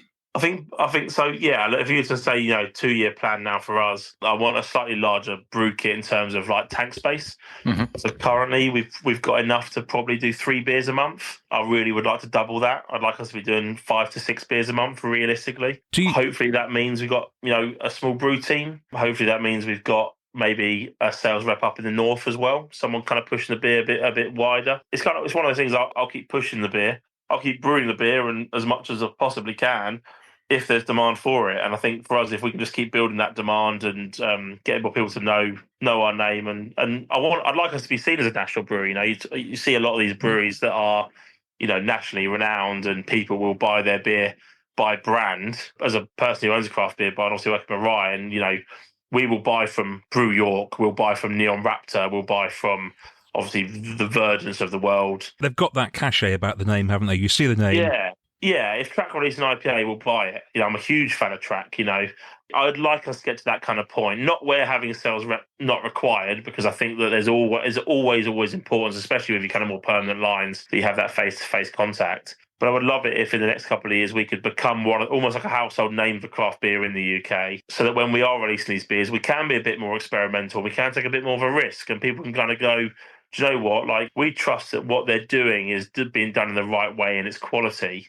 And if we could turn 4 jobs into 8 jobs over the next 2 years, and we're giving more people locally employment, and also employment in something that's fun, they can be passionate about. And I've always got a mentality, of treating people right, looking after people and stuff like that to build loyalty and have I want people to have a good life. Do you know what I mean? Like, I want people who work for Radio City to love working here, and not want to go elsewhere because they like it and they feel respected and feel valued. And which I think would be quite rare, especially coming from 12 years in London, where, I left my job after 12 years in the city, but 8 years in this one job. And I didn't get a single goodbye. I didn't get a single text message. I didn't get a single call from people that I've worked with for, the best part of a decade. and I've also earned a bloody fortune for. As soon as I was out, I was dead to them, and it's almost heartbreaking, if I'm honest. It just showed me that really, I'm absolutely right to be leaving that industry and working in this industry and working for myself, and me being the one that builds the business and the employee kind of list and looks after people properly, because I don't want to treat people the way that I was treated. You've seen it from the other side. You know how you don't want to be treated. Now you can treat your staff, your growing number of staff, the way you want. Absolutely. And if we can build something really cool and really fun here, and we can do more and eventually move to a bigger site as well, and a site that's more accessible for an actual tap room and kitchen type thing as well, maybe we'll look at doing that. For me, it's all about managing the overheads and making sure that whatever we do, the business is safe, the staff are safe, that kind of thing. So I'm very conscious that you do get a bit of hype with brewing. And if you get a bit of hype, it's very easy to go, let's spend the money, let's go big. And then the hype dies off and the hype moves to another brewery. And then all of a sudden you kind of go, can't pay all these bills. I'm very conscious of stuff like that. So, I'm never going to take a leap of faith as such. I'm going to always be a little bit more calculated in my decisions. So yeah, I was going to ask, would you reach a point where you say, that's it now, I don't want to get any bigger, this is the biggest I want to be? Or would you always have one eye on a little bit more growth? Actually, that's a really hard question to answer, because I want to be honest. I do want to be honest. What I know is that I'm not doing this from a money motivated perspective. So this isn't a perspective of if we grew this bit more, we'd make more money. Of course, right now it is, because I haven't paid myself for the last few months, So right now, yeah, of course it is. But we've got the potential of our current kit for me to make some money, and that's fine. But yeah, if we can get ourselves to a position where we can all have a good life, we can all earn good money, we're making quality beer at a good level. I'm not looking to grow to the point of, will somebody come and buy this off me? Mm-hmm. You know what I mean? I don't want not the kind of Beavertown model. That's never really my kind of goal. My goal is to do something that I can do for the rest of my life, surrounded by really good people, continuing to build the kind of community in Chelmsford as we have with the bar already, and just really enjoying what we're doing. But I also know what I'm like with business, and I know that I want it to succeed. And if it means that we need to grow a bit to succeed, then we will. It's a really hard question to answer. The distance you've travelled from when we first spoke in October 22 to now seems immense. The brew kit was a huge investment, but it was an absolutely necessary investment. I was at the point where I was kind of looking at it and going, even if I quit my job, I can't brew enough right now to justify that. I can't produce enough beer to justify not having a full-time job. Yeah. So I basically made the decision, I've got to upscale, I've got to take this next step up so that I can do one brew day, which is now the equivalent of 4 of my old brew days, have that consistency across the product, and actually be in a position where the business can be profitable. And we are, the business is in a really good position right now. We're now doing really good sales. Our October, November in particular last year were the biggest months we've ever had. January's off to a good start, believe it or not. Wow. Last week in the bar was a December-esque week in terms of bar take, actually better than one of the weeks in December. We had such a good week last week in the bar, despite being dry Jan. Again, because of the community we've built, because of the kind of beer we're doing. I feel like we're doing all the right things, and all we can do is kind of obviously hope that we're doing things in the right way, that people want to come and support us. It feels like we're kind of hurtling down the runway at the minute, ready to take off, Your enthusiasm is quite infectious. Hopefully people listening to this now will want to get hold of your beers, and now they can, because you've got a web shop as well. We finally have a web shop. We launched it about 4 months ago after much waiting. Obviously, we hadn't canned beers for 2 years, and the new scale allowed us to. So the web shop, it's literally so the initials of the brewery, Radio City Beer Works. So it's RCBW /shop. It's as simple as that. And we do kind of local deliveries every Thursday, kind of Chelmsford way. But then I was at the brewery earlier and one of them was on my route home, so I dropped it off today. Why not? And then we do the kind of national deliveries whenever they're coming through. Basically, if they come through at the brewery, I'll pack it and I'll send it off with that. So that's all online. That's all of the current 5 beers we've got in large cans and the small cans of wireless.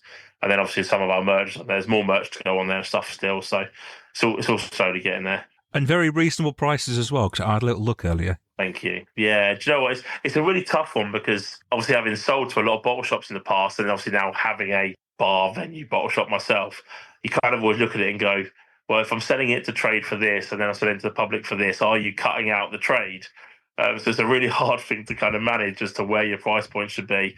So I did a lot of research. I did a lot of kind of cost comparison and stuff. And I thought these are all prices where I think it's fair. It's still worth the trade engaging with us because obviously they got their own market, their own loyal customer bases that will support them. But it also means that we can branch out a little bit wider.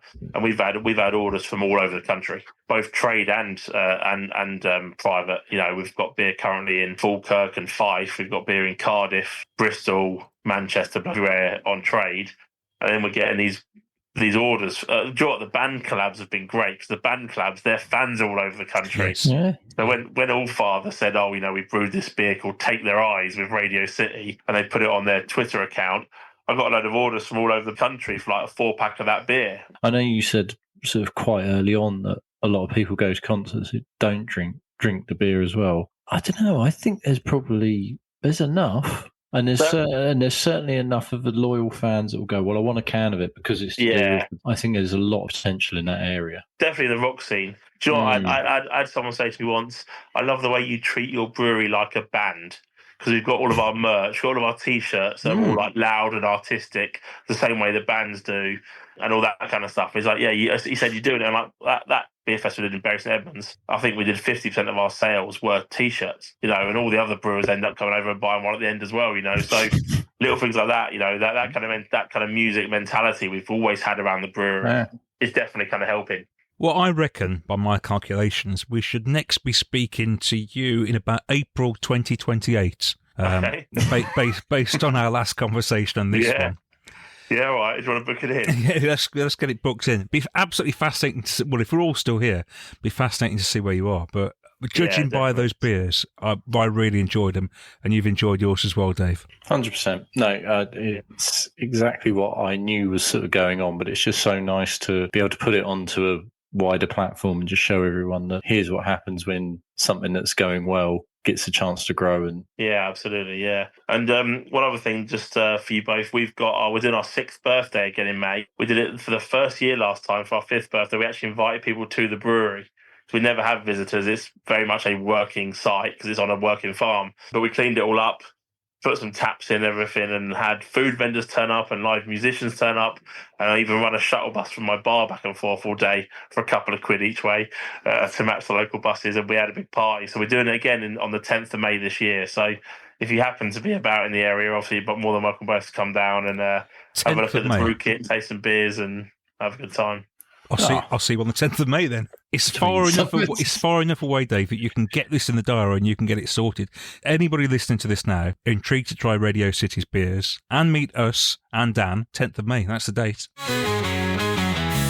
Daftaboutcraft, powered by Craft Brew Festival. Well, Christmas seems a long time ago, but we'll have drunk lots of beers over Christmas, so we're going to find out what has been our favourite beer since we last spoke to you on Tried and Tested. Dave, what has been tickling your taste buds?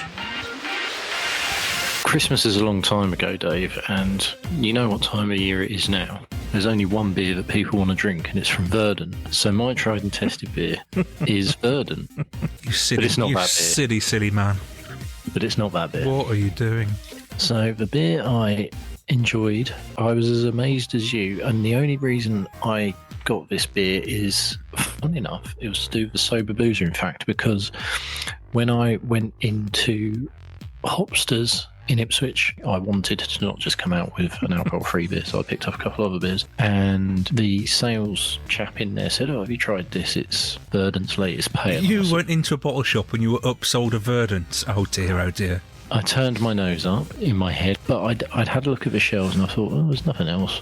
You know what? I thought I haven't had any Verdon in a long time. And given that our other feature that we're debuting, I thought, you know what? It's worth a little try. And this is a collab with a New Zealand brewery called Dos Kiwis, who have had a few beers available over here in the last couple of weeks of their own stuff, which I haven't managed to get hold of. But anyway, this is a New England IPA, 6.5% called Rupia.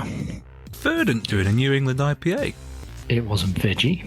It was lovely and full. It was nice and fruity. It tasted lime. It was just a really good beer. Fair enough if they've managed to produce a beer that doesn't taste like every other beer they make. That's great. And it sounds like they were influenced by the collab brewery as well there, if it didn't smell like a Verdant beer. I should have checked my can at the time, but I don't know that it had their yeast strain in it. It certainly didn't taste like it did anyway. That was my beer. The honourable mentions to Forests and Falls of Burnt Mill, another brewery that I've slightly tired with of late. They're on my doorstep. I should support them. I think they've been putting out quite a lot of fairly nondescript beer. This was what I think of them. 6% New England, really nice and fruity. Still has that slight edge, which their beers do. Going back to sort of Christmas time, I had a Bang the Elephant knocking around in the top shelf. It was a 2022 whiskey sherry barrel aged Lumiere. How was that? That was very good. Nice. Phantom popped up, one of their single hop beers, G is for Galaxy. Remember enjoying that. And probably the other one, the other two, sorry. One was Beak. They did a pale ale, which was fruited with blood orange called Poma. Tasted very blood orangey, really nice. And finally, part of my advent calendar was for Golden Carolus beer. It's a whiskey infused one, which was very, very good. Look at him with these big beers. Nice. Giving it all this, I can't drink much. I've got into the bedtime with the little one. It was Christmas. Yeah. Oh, excellent. Well, lots of nice beers there. I was just talking to you off air earlier, saying that I'm finding myself rating more and more beers around the 4 mark, my average sort of mark on Untapped, a bit higher than your average. But a lot of beers are falling into that average category, and the ones that stand out are fewer and further between for me. Yeah, there's not as much bad or below average, is there? But there's not necessarily, I think we've talked about sort of bloated middle before, there's not as much really, really good. Yeah, those real standout beers are becoming harder to find. I did find one, though, which was actually sent to me by our number one listener in Aberdeen. He sent me a collab between Finback and Beak called Cocoa, which was an 11% double pastry stout. And this was superb. I can remember it now. This stands out a mile. I drank it one night in front of the fire. It's a big, heavy-hitting stout. Huge nose, huge flavour, everything you'd want it to do. And that was just perfect, you know. You wouldn't want to be drinking that sort of beer all the time, but it was really, really well executed. And absolutely loved it. So massive thanks to Mark Ramsey up there in Aberdeen for sending that. It's arrived. I've got to say how this arrived in the post. It's made me chuckle. It arrived in an envelope in the post. Literally in an envelope. It was a little bit dented, but it made it here. So thanks so much to Mark for sending that. Honourable mentions for me go to those Terra Tempo beers that arrived just before Christmas. Had 3 or 4 bottles of them over Christmas. They are really, really good. Again, you don't hear much about this brewery, but their beers are outstanding. I've got about 3 bottles left, so next time I see you, we'll have to have one. But yeah, really, really good. And hopefully they're going to be coming on the podcast as well. Get in touch with us on Twitter and Instagram at Daftaboutcraft1. I want you to cast your minds back to 1988. It's 8:50. You're tuned into BBC One. What's this coming on the TV now? Could be the Magic Roundabout, but it's not. It is Points of View. So may we present to you Pints of View, our brand new feature on Daftaboutcraft. I think we might have to find some of the more recent themes just to see how it changes. Well, we could do. I don't remember that one at all. I'd hope I wouldn't. I was 3 years old. There was lots of different themes over the years. Now, that's sort of when I remember watching Points of View, but I'm older than you. So what we'll do as each episode goes on, we'll try and find a different theme for it. There are some horrendous ones, even worse than that. I was going to say that one's not set the bar very high. But anyway, we're not here for the theme music. We are here for Pints of View. It was an idea that I ran past you, I think it was somewhere between Christmas and New Year or something. And I just feel like on the podcast, we talk about a lot of the big hitters, but we don't necessarily have their beers. We wouldn't talk about them at length, but I think their names crop up and there's a reason for it. And also, you know, we got into craft beer in some way via one or more than one of these breweries, and at one and various points they did really, really good beers. Now, my opinion is largely that they have changed, and not necessarily for the better. They've got different audience and different performance KPIs, if you want. You know, they've got different targets that they want to achieve now. Yeah. And I thought it was worth seeing what they're up to now, trying one of their beers, and then putting it against a brewery which we would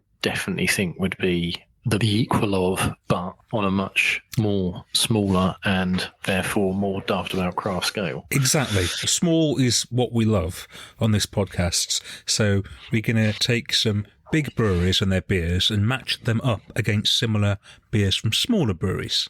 One of the breweries that is often on our radar for the wrong reasons is Northern Monk.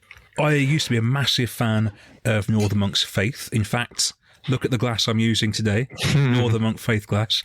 Used to love a Faith. In fact, we even had a podcast episode where I talked up the virtues of Faith and saying how good it was, and a really, really excellent core beer. Haven't had it for a long time, so can't comment. But we'll be having one of their stouts. And I was a member of their patrons project for a good while. Eventually, I got annoyed with it because I felt like I was paying the best part of 50 quid a month for beers that were okay, but not knocking my socks off, and there was a lot of repeats turning up. So I pulled out of that. But we're going to go back and now try a beer from Northern Monk. What have you got? So I've got a Patrons Project beer called Evil Eye. Patrons Project beers, for me, they were the gold standard. I remember with these beers, what stood out is not only were these beers like mega, but the can did the thing where you could take the sticker off. If you come to my house, into the garage, one of my fridges is adorned in these because that was what I got loads of. Yeah, same here. And I remember the Vortex Equilibrium one was one of the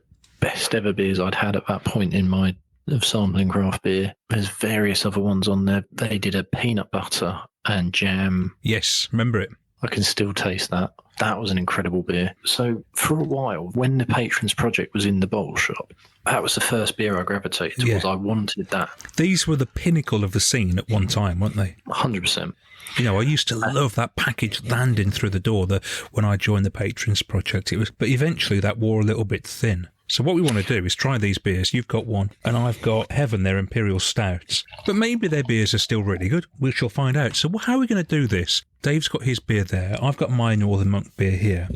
So we're going to try them and then try equivalent from a smaller brewery. So Dave's got his poured out already. One step ahead. Pouring mine out now into my Faith glass. But Dave, how's yours? Evil Eye is a double dry hopped IPA, 7%. If this is as good as what it used to be, I should blow my socks off. Hops involved Cashmere, don't mind Cashmere, Centennial, Motueka CGX, and Amarillo CGX. I had a look, I peeled back the sticker and it mentions CGX, but just in that term, as if you are supposed to know what CGX means for hops. I don't. Maybe I don't know. I'd be guessing if I try to work out what they are. So what percentage is this? This is what, 6, 7, 8%? 7. Right. So there's nothing wrong with it. It's not a terrible beer. It is quite fruity. I get the Cashmere. Full-bodied? I guess you'd expect it to be. Fairly. Now, in fairness, I remember, because it's quite interesting, it does say on the little blurb on the inside, let me just peel the sticker. So, juicy tangerine notes. Motueka brings lime and elderflower. Yeah, I get some lime. But it does say medium thick. Okay. Is an actual description. I would say it is medium thick bodied. So fair play, it matches for that. Do you think they wrote that before or after they made the beer? It's perfectly pleasant. I think if I had it blind or I had it on a night out, I'd go, yeah, that's all right. And I think I've got friends who would say it's better than that, who I know really like the, whatever the latest pale might be on tap somewhere from, where if there's a Daya on or there's a Beacon or Polly's on it, for example, that kind of beer, they'll go, yeah, that's nice. It is nice, but that's where it stops. And as we were saying previously, I remember Northern Monk beers and they would live in the memory because of how good they were and how well brewed they were. Now, I can't say this isn't badly brewed, but it doesn't have any wow factor to it. How much was that beer? We got these beers from Rad Beer in Shrewsbury, didn't we? And I went and picked them up. Yes, so... Got to say a big shout out to Rad Beer because it was the first time I'd been there. So their bottle shop is now no longer just a bottle shop. It's a bar and a bit of a community hub as well, because it was absolutely rammed when we were there. People coming in and chatting and trying the beers. Lovely, lovely place, lovely space, really nice atmosphere. And it was a cold winter's day and it was lovely and warm as well, which is always a big plus. So my tin costs £6.50. Okay, so it's actually not too bad. And you have barrel-aged Heaven, is that correct? Yeah, I've poured it out. I've let it settle for a few minutes. Shall I go in with this and then we'll try our alternatives? So it smells quite boozy, chocolatey, all the usual words. As you would expect from a barrel-aged stout, basically. Is it suggesting it's going to do anything different? Is there another flavour lurking? So this should be chocolate and maple, and I've only just found that out from looking at the can. I couldn't smell any maple. I'm now expecting this to be quite sweet, sticky, probably too much for me these days. Used to love a sweet, sticky stout, less so now. Let's go in. Lovely head, though. It's got that head I've talked about many times before, that sort of Demerara sugar-coloured head. Really love that. Sticking to the glass quite nicely. So it smells good, and it's doing all the right things. Let's see how it tastes. That's pretty good, actually. That is pretty good. I'm not going to lie. I'm not going to...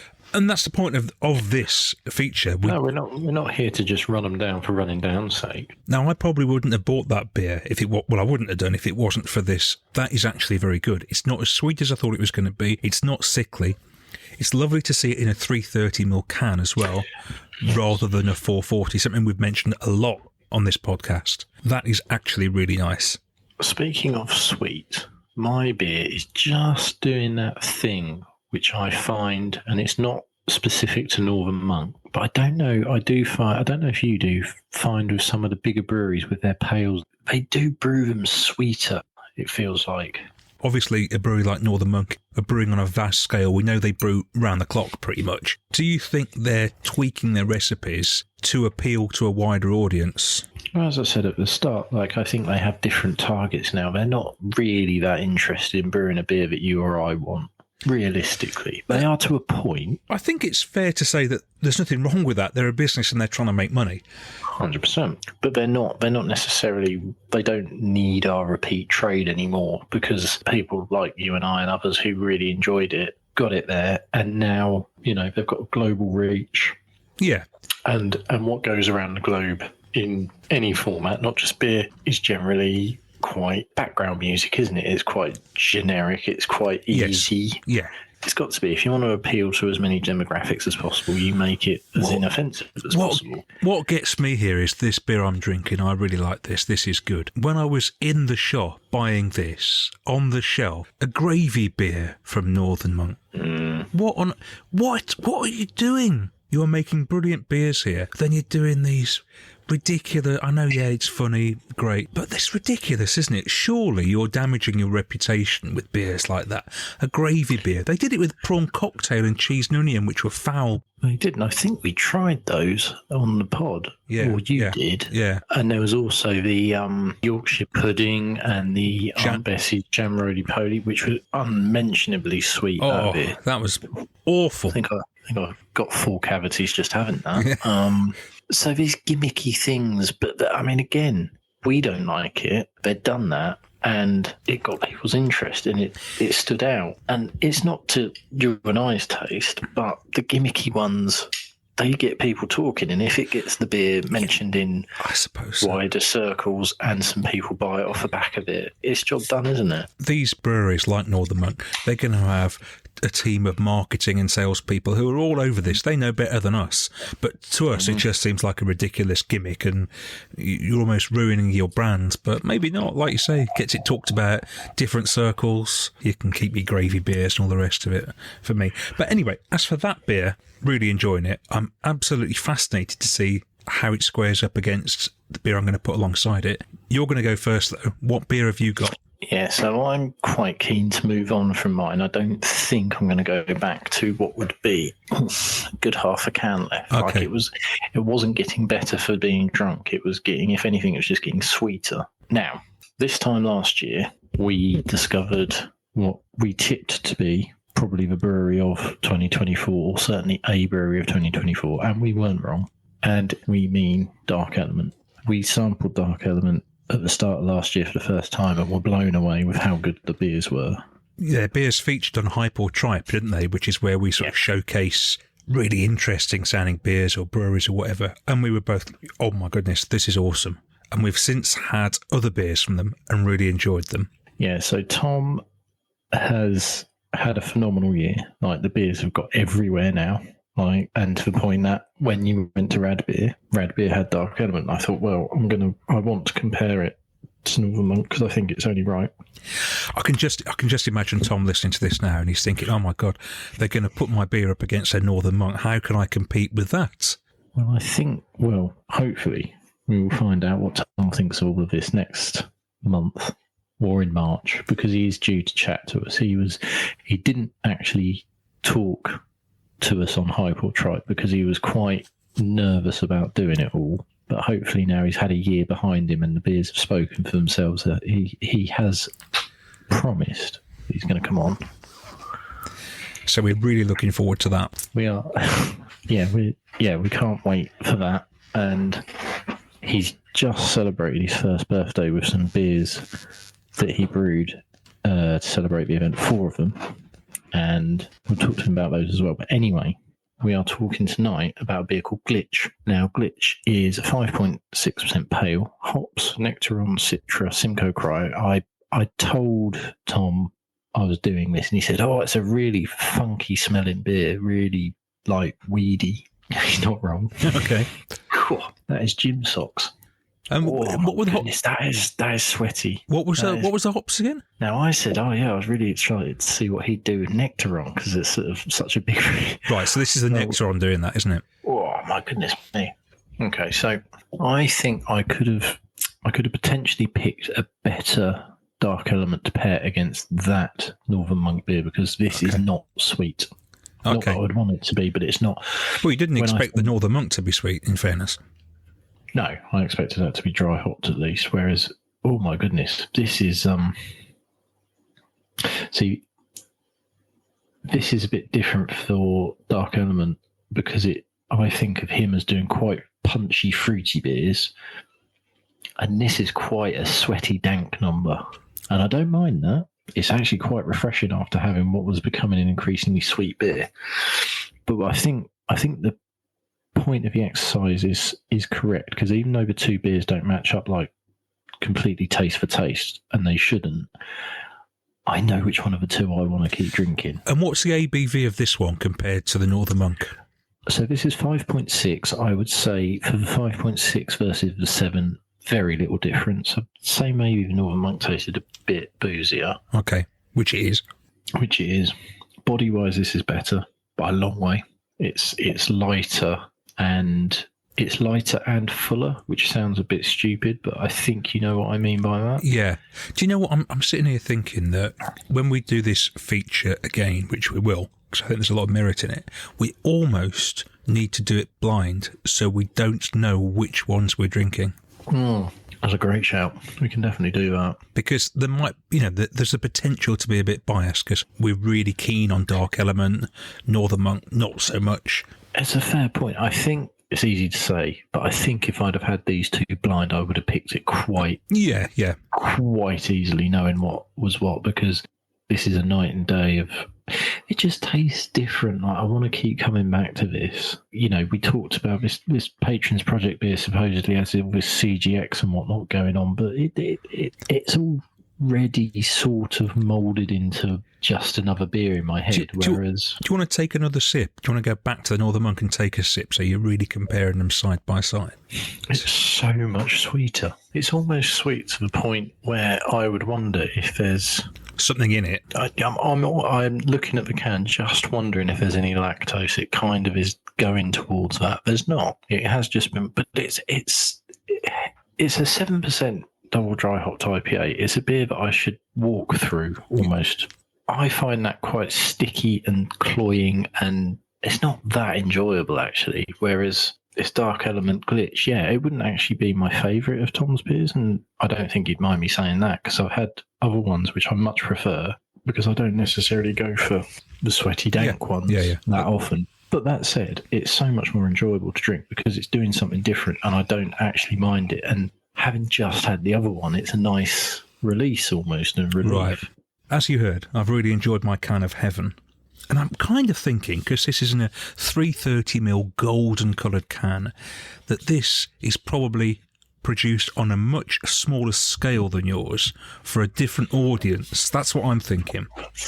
Potentially, yeah. I mean, it shows where the Patrons Project, perhaps if that is the case, has ended up. Yeah. I'm going to put that beer up against a stout, a port and whiskey barrel-aged imperial stout from our friends at Sinister, another previous podcast guest.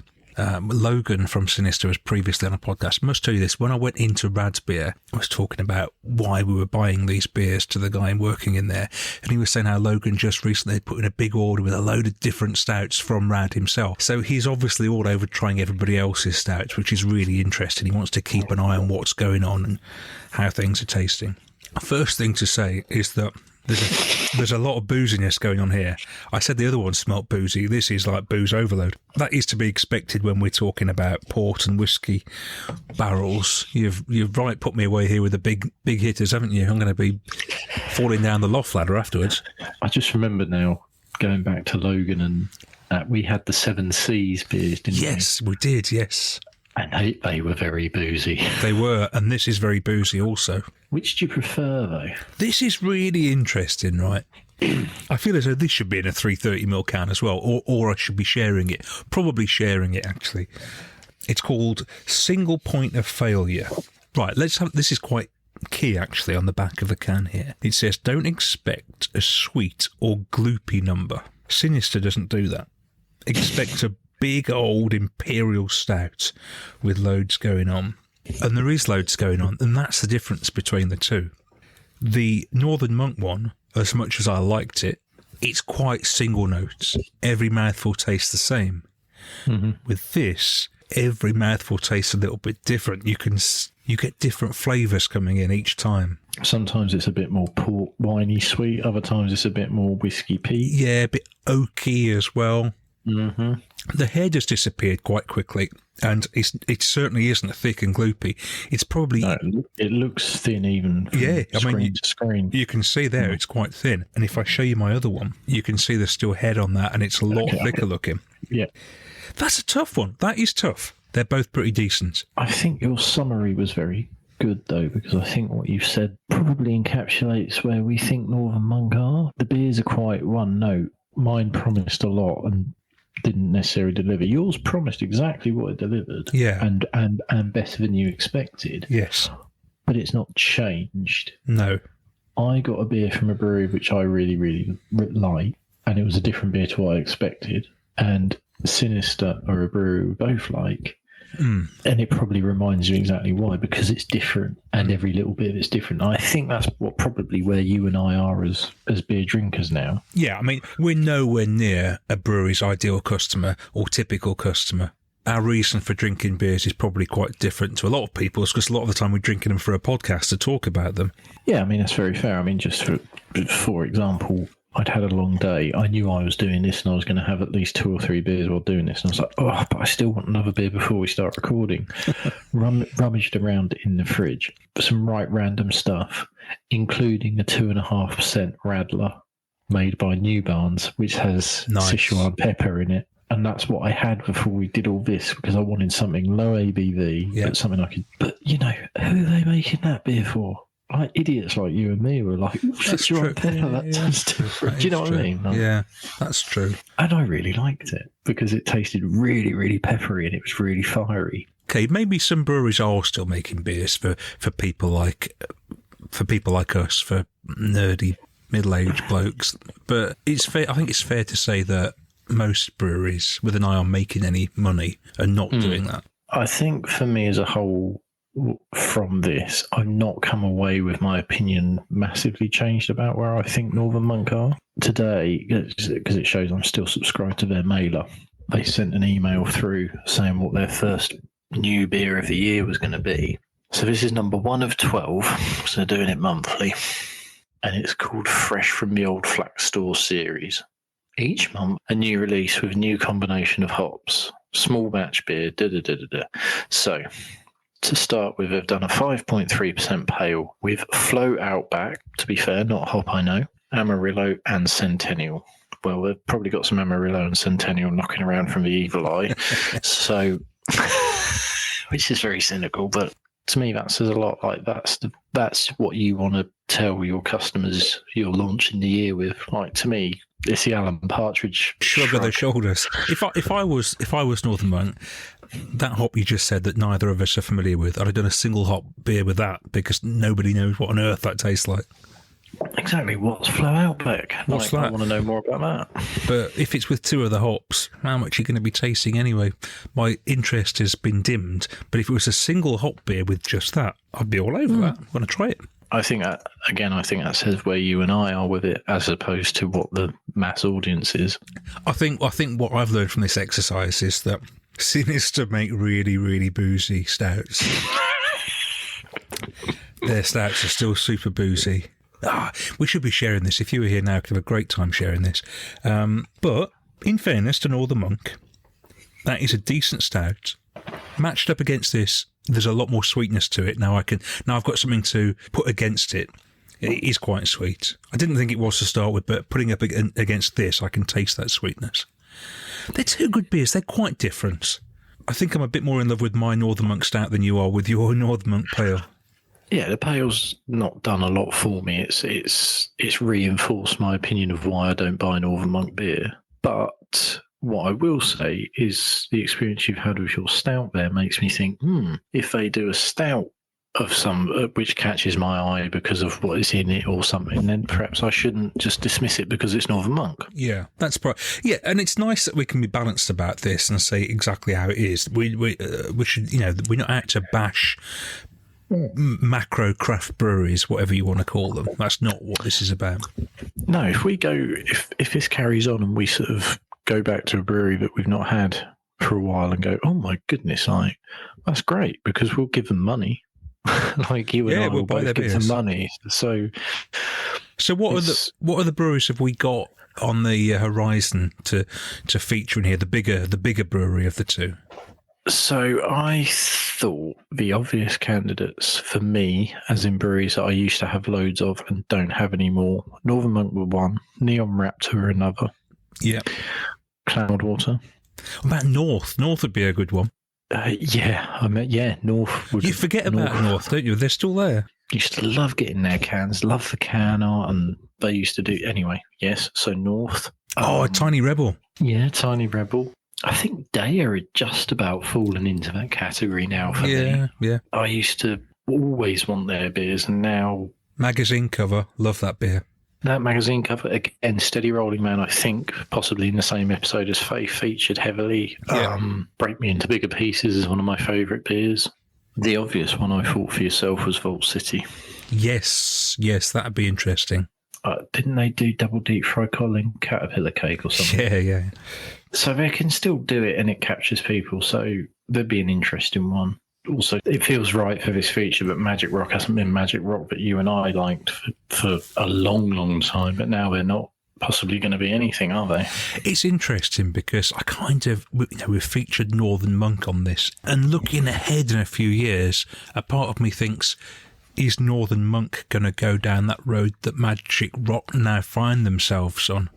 Because their beers were revolutionary to start with when craft beer really took a hold in this country. I think I will say, having not been very positive about Northern Monk for the last half hour or so, like they do keep themselves at the edge of it in terms of they might not necessarily be brewing beers that are at the forefront, but they keep themselves there. Like they know who is coming to the fore and will still be doing things, and their festivals are still very well respected. Yeah, that's true. And they've kept themselves relevant. Magic Rock, when the news came out, I said to you, like, I remember Cannonball Run. Those beers were incredible. They really were. How long ago was that now? Years. You know what? It's probably 9 to 10 years. And then what's happened since? 10 years ago, their beers were up at the top.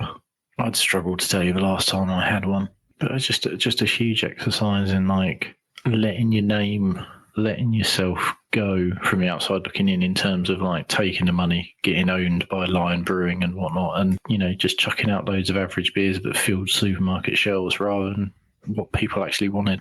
They start off as a pioneer in the industry. They reach these great heights, and then almost once you've reached those heights, the only way is down, and that we've seen it happen again and again. I don't know if we will so much now, because I think the scene has sort of almost course corrected itself a bit in terms of you're going to do so well to get to the peak like that because the market is so much larger. True, yeah. And also, I think a lot of the people that we're going to probably have on this feature are almost like a bit of a cautionary tale, because you can get to this point. Do you necessarily want to get to this point? Because it becomes a very different brewing exercise. Yeah. But, especially with a lot of the people we talk to, we often ask the question, don't we? Like, how big do you want to get? And it's generally the answer is, I'd like to live comfortably doing something I love, but I'm not that worried about becoming a global brand. That is more and more the answer we get, isn't it? Just give me enough money to support my family and have a relatively nice life. I don't need to be a multimillionaire out of this business. I think that is a very good mantra to have, because, do any of us really need to have a multi-million lifestyle from beer? I think if you, or just work in general, I think you and I would say, if I can work and do my job and support my family and be happy doing what I'm doing. And that's a lovely segue, actually, because on our last episode before Christmas, you imparted some very bad news, but you've got some very good news now. God, crikey, it was as long ago as that, wasn't it? Yeah, so got made redundant a month before Christmas. Sorry, 2 months before Christmas. A month before Christmas, I then back into work, having started the job at the start of January. So I did have a month off, enforced gardening leave, or whatever you want to call it. But yes, no, I am now back working, and I seem to be working more than I was. I'm sort of doing a job and a half because I've managed to get other work as well. So you're actually thriving now. So listeners, there's no need to keep sending in the donations for him. He's okay. He can feed his family and stuff. Everything is fine. Oh, I must have missed that PO box. That goes somewhere else. If we were really successful, there'd be money coming in through a letterbox every day, wouldn't there? We'd have done a crowdfunder or something. Yeah. But it's not. Yeah, no. Everything is, touch wood, very, very good again. So I feel as though I should just mention a brewery that I went to recently. I always like to talk about places I've been to. And I went to Great Beyond Brewing in London just a couple of weeks ago to the tap room. It was a Tuesday night. Not many places are open on a Tuesday, actually, so it was great to find them open. We got there at about 6:30. They're in Hoxton in London. I'm not familiar with London that well. We got there, and there was a couple of people in there, but by the time we left, the place was pretty much full on a Tuesday night. It's in a railway arch. Lovely, lovely place. I posted some pictures on Instagram if you want to have a look. I'd been talking to John at Great Beyond to get him onto the podcast, and then when I went in there, I realised that John was serving behind the bar. So I was talking to him, and he's another person who's going to come onto the podcast. We've got guests lined up for the rest of the year. But 2026 is all right, isn't it? But what a lovely place it was. A lovely railway arch. It was warm and cosy and inviting, lovely lighting. They hadn't got any food on that night, but you could order in a pizza from another business and they brought it in to you. Really lovely. There's so many great places out there. It's great to shine a light on these places. If you get a chance to go to Great Beyond, you should do that. And also, Nothing Bound. I must mention Nothing Bound, one of our locals. We won the Christmas quiz at Nothing Bound, Dave. I'm not shocked. We absolutely wiped the floor with the opposition. I love a good quiz, and I haven't had a good quiz in a long time, so I'm always interested. Can you remember any of the questions? Because if you can, you should pose a couple now. I'll give you this. This is one of the questions. Last year, what was the energy price cap imposed by the government last year? How much was it in terms of a figure? That was one of the questions. 4,400? 2,500. I could see why you wiped the floor. We were absolutely amazed. We actually won 2 quizzes that week, having never won a quiz before. I remember you telling me. Yeah. Anyway, we digress. We should really start to sign off fairly shortly, otherwise we'll be here all night. But I think what we've learned from this is that Northern Monk can still do a stout. They can't necessarily do a pale that would appeal to us. I think that's fair. Jury's very... Yeah, it's not made me want to buy any of their beers in the pale variety, but your review of the stout has made me think, you know what, if they release a stout and they say it does this, that and the other, I'm going to believe it does. Yeah. And if it appeals in that sense, then I will buy it. What we definitely do know is that Sinister are still knocking in barrel-aged Imperial Stouts out of the park, and our friend Tom there at Dark Element is still making great pails. Daft About Craft, the craft beer podcast. Well, that is just about it for this episode of Daft About Craft, but we are back tomorrow with a special episode featuring Ben Gibbs of the Sober Boozers Club. This is Daft About Craft, the craft beer podcast. Daft About Craft, you're tuned into your favorite beer podcast.